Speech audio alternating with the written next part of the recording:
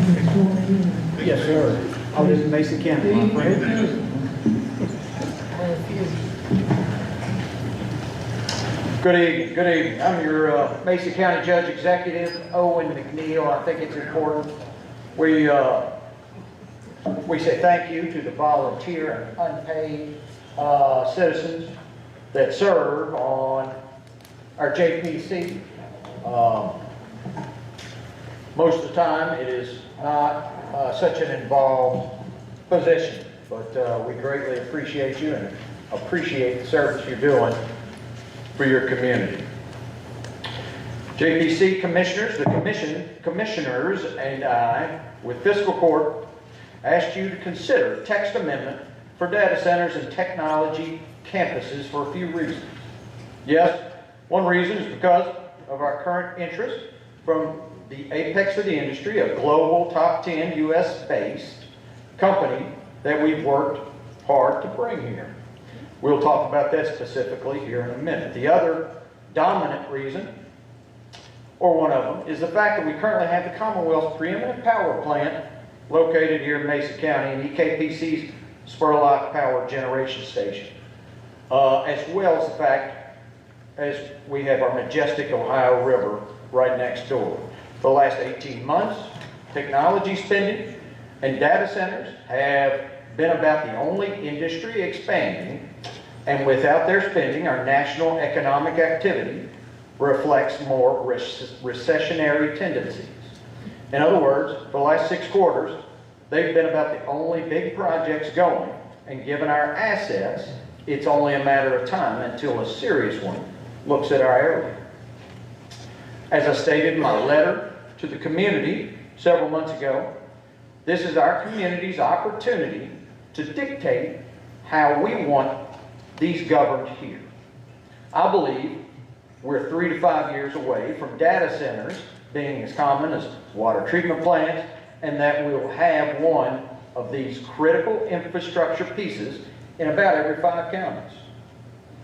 Agnostic of any current interest we have, what do we as the citizens of Mason County want? My opinion is that we leverage them much more than they leverage us. If you'll indulge me, I'd like to tell you 2 stories. First, I don't know, maybe 8 months ago, I asked my good friend and resident historian, Ron Bailey, to see what he could dig up regarding community sentiment back when the DuPont Chemical Company purchased some 1,800 acres near Dover in 1947. Ron sent me some articles from the local newspaper about the stir when a high-end passenger train rolled out of Cincinnati on a regional tour of potential sites. For one of the stops, the train, filled with the full board of the DuPont Chemical Company, stopped in a field just east of Dover and disembarked. There to greet them was the mayor of Maysville and a line of local civic leaders who all did what back then must have been the first economic development site visit. About 2 months later, DuPont closed on the acreage adjacent to the Ohio River to immense local fanfare. About 4 years later, in 1951 or so, executives with RECC, East Kentucky Power Co-op, and EKPC announced the purchase of much of that acreage from DuPont, announcing plans for what ultimately will become the Spurlock Power Plant. While it took 20 years for construction to start, one would be hard-pressed to argue that Spurlock and our cooperative partners with EKPC have not been huge partners in our community's growth, foundational partners who provided the high-paying, family-sustaining jobs that have kept Maysville, Mason County, and northeastern Kentucky vibrant and on the map. It wasn't without some struggle. After plans were made public for what was initially a 3-plant coal-fired deal, a group of community members led by Dr. Mitchell Denham objected. They fought the development, but ultimately their lawsuits gave way to what I believe we can all agree has been a fantastic community partner. Today, Spurlock and our EKPC corporate partners, in their not-for-profit form of a cooperative, have grown to become fantastic community partners. Since my childhood here in Maysville, anyone working at EKPC had a stable, high-paying job that empowered their lives, their families, and so much more. Yet the cooperative has seen its ups and downs. However, on a whole, they've been a major portion of northeastern Kentucky. I bring this up as anything new or different certainly can be alarming for a conservative community like Maysville and Mason County. But it does not have to be bad. Taking advantage of and capitalizing on opportunities have made Mason County who we are. The other story is one of Prineville, Oregon. Located in northwestern Oregon, out near the better-known Bend, Oregon, Prineville is located in Cook County, and for most of the 1900s was more an agrarian community, with the biggest thing going being the timber industry. In 2007, Prineville's population was approximately 9,500 folks, all of which had some tie to one of 6 or 7 huge industrial timber mills. In 2007, I believe the median family income of someone in Prineville was $19,000 and some change. In 2008, the recession hit, and Prineville's 7 huge industrial sawmills quickly dwindled to one wobbly one, and the future was looking rather bleak. Leadership in Prineville knew they needed something, and in walked the Meta guys who, after a year of vetting, announced they'd build a data center there, followed quickly by the Steve Jobs-led Apple. Following their announcements, business kicked off in Prineville area. Yes, they had construction headaches, which no one likes, and yes, it got a bit tough to find an apartment for a bit, which no one likes. However, the 2,500 construction jobs that opened up caused an economic boom in their community, not dissimilar to what our community saw back when Spurlock did their 5-year clean coal scrubber project 10 years ago, and everyone here was employed and making money. It gets better though. After adding on to their centers over the next decade, Prineville has exploded, not with a bunch of random Yahoo strangers causing problems for the community, but with high-paying, quality employment for their citizens, opportunities for the graduates, and funding that supports everything around, from schools to local governments to animal shelters. In 2020, the city of Prineville did an economic impact assessment of their community. At that point, their population had grown to only 12,000 people. It hadn't exploded with strangers, but it healthily had grown. Their timber industry rebounded, and their economy had diversified to include high-paying, career-sustaining tech jobs that pushed their median family income north of $78,000 or $87,000 a year. A huge leap. That 25% unemployment they stared down in the latter half of 2008, all but non-existent in 2020. Today, Cook County, Oregon is the fastest growing, most vibrant county in Oregon. Their Prineville Economic Opportunity Analysis stated, what are the key conclusions? The conclusions about commercial and industrial land sufficiently are, Prineville's economy has changed substantially since the last EOA was completed. Since 2008, Prineville added 946 jobs annually, many of which are related to the growth of data centers. The growth in data centers is a driving factor in increasing average wages in Cook County from nearly $34,700 in 2008 to more than $72,000 in 2022. In addition, Prineville expanded or altered its UGB 6 times between 2012 and 2017, primarily for data center development and expansion, all in the southern part of the city, in areas with light industrial zoning. Prineville is forecasted to grow in both commercial and industrial employment sectors. Prineville is planning for growth of 2,697 new jobs in the city over the 2025 to 2035 period. About 1,361 of the jobs will be in commercial and retail services. I believe Prineville, Oregon's last decade is a pretty good indicator of our next decade. Overall, here are my thoughts. Innovative project design. Most employers stumble into our community. Our project team, consisting of Tyler and our economic development team, EKPC and RECC's team, and others, have consistently and consciously maximized every opportunity. We've not only claimed benefits for our community, but ensured it. Over the last year, I've traveled to several of these hyperscale data centers. While all have fences and standard commercial security, I don't hear anything in Lancaster, Ohio. All I see is progress in New Albany, Ohio. No one likes construction, evidenced in the outcry from our widening project of the AA highway in US 68, but it does indicate progress and momentum. Your role on this board is to come up with setbacks, height restrictions, sound designations, etc., zoning questions. Today, earlier, you heard from Secretary Jeff Knoll with the Kentucky Cabinet for Economic Development, basically highlighting everything we've said to date is true. The project represents a post-World War II Browning for this next generation. Imagine a Mason County where a high school senior can graduate the best funded public high school in Kentucky and take a job earning $65,000 a year. Imagine that same student going to MCTC for a 6-month certification and earning $80,000 a year.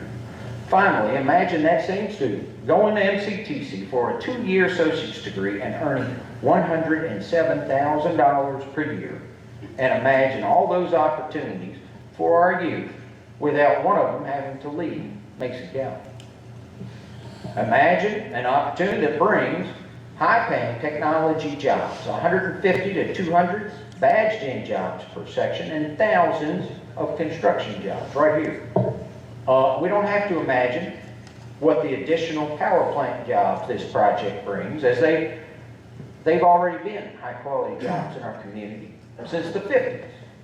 With this project, I expect additional jobs from power generation alone. People worry they won't be local jobs. In reality, I worry they will hire too many local people, putting a strain on our existing manufacturers. All of these jobs, literally, are on the highest end of the spectrum, because remember, we're talking about the preeminent leader in this industry. Literally, the apex of the industry. This group is consistently named as the preferred employer in the industry. Even if there were only 2 jobs, our community cannot discount the amount of investment that comes. I have guarantees that this project will not represent a financial, amenity, or infrastructure burden on our local community. Well, what's that mean? It means that with most projects, we're paying to run water, wastewater lines to the project. We're financing electric build-outs to a project. When you build your own house, you're financing a portion of the electric generation coming to your house. With this project, we've discussed easily tens of millions of dollars in water and wastewater infrastructure that will be designed, built, and donated to Maysville Utilities. We're trying to do the same for Western Mason. All of you are tired of the aging system we currently have with line breaks, delays, and low pressures. You're tired of designing. Not only does this project bring jobs, but it essentially rebuilds the western half of Maysville Utilities. For Western Mason, they'll realize a guarantee for any lost revenue that may be represented in lost farm meters.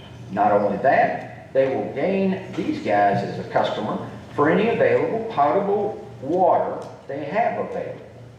It guarantees in writing no lost revenues, given they're a brand new system predicated on bond financing. That's important, and rolls out additional opportunities to serve new clients in terms of housing, projects, and other economic opportunities. Collectively, it easily puts Mason County, Northeastern Kentucky, at the top of the list for a new $50 million regional water treatment facility that we're hoping the state helps us with. Now let's look at electric. Yes, they'll utilize an immense amount of electricity. However, EKPC's Public Service Commission approved rule mandates that the prospect must prepay for all electric generation, transmission, distribution, equipment, and electricity.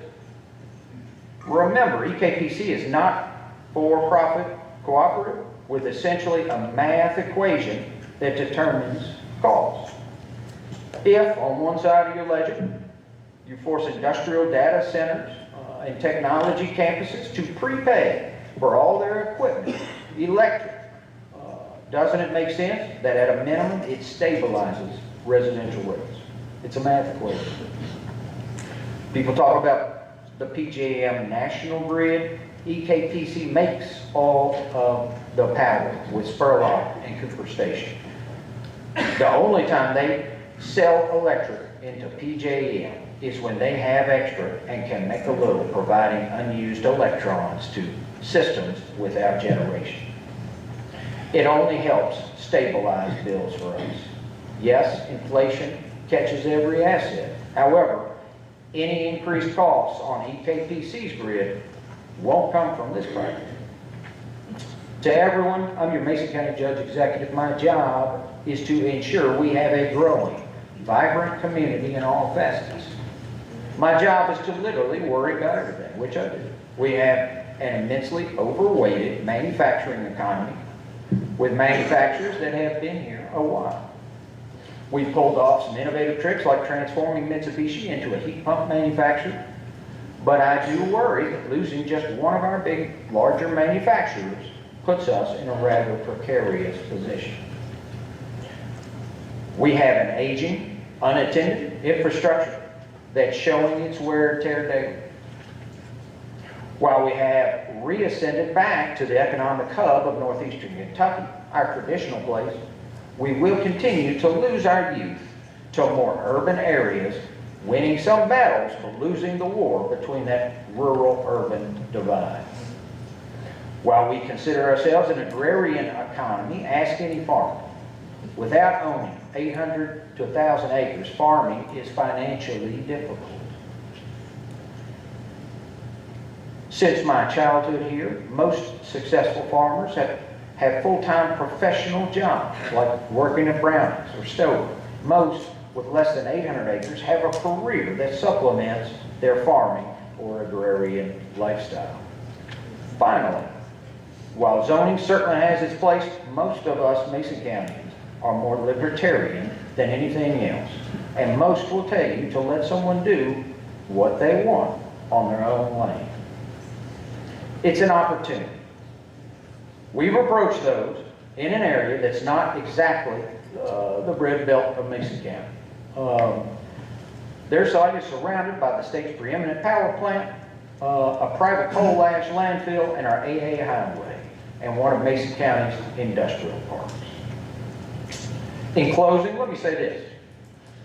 I believe it's self-evident that this industry is coming, especially given we have Spurlock and the river. I'm asking you to empower our community with regulations that ensure we only accept the best of the best, and that anyone who comes, we leverage them much more than they leverage us. With that, EKPC's tariff mandating they prepay for all electric and equipment, as well as the caveat that they must prepay for all water, wastewater infrastructure, limits our community to only the top players. I applaud the prescribed limits on setbacks, sound, and others. I'll also go further in saying Mason counties shouldn't be afraid to win. And I assure you, this project will be a huge win. In addition to the thousands of jobs that will reinvigorate and turbocharge our region, we'll see revenues that empower our community. With one project's first region, we will see a doubling of our local revenues. Currently, my budget at the county is about $25 million, of which, say $9 million, comes from local property tangible occupational and insurance premiums. One region of this entity doubles that amount while also bringing in some $9 million to our schools. Doesn't that amount paid into our community lighten the load for everyone else? With assistance from the state and federal government shrinking year after year, that extra revenue is more than just additional paving, amenities like dump trucks, and additional shelter space. It's our community taking control of our destiny, plain and simple. This project represents us diversifying our economy, growing our opportunities, and moving forward. Technology and AI isn't an evil word, and by using innovative project design, we're leveraging our new partners much more than they're leveraging us. We're also bolstering and supporting our traditional partners at EKPC, a historical partner that's been supporting our community since the 50s and that original train stop down east of Dover. All of our employees and our local leadership see the value in this project, and I appreciate your interest and time this evening.